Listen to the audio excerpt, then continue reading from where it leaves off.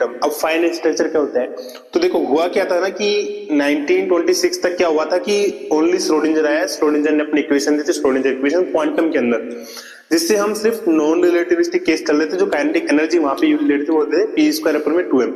Only बाहर बाहर orbit हमने देख लिया, वहां का मोमेंटम देख लिया, वो सारा हो चुका।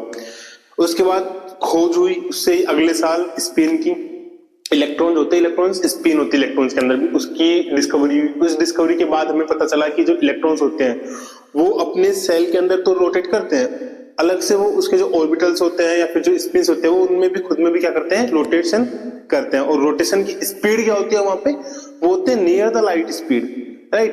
अब नियर द लाइट स्पीड जाते ही हमारा वही होता है ना कि रिलेटिविस्टिक और नॉन रिलेटिविस्टिक केस के अंदर सिर्फ स्पीड का एक होता है कि अगर speed near the light speed चली गई तो वो हमारा केस हो जाते हैं रिलेटिव वाला।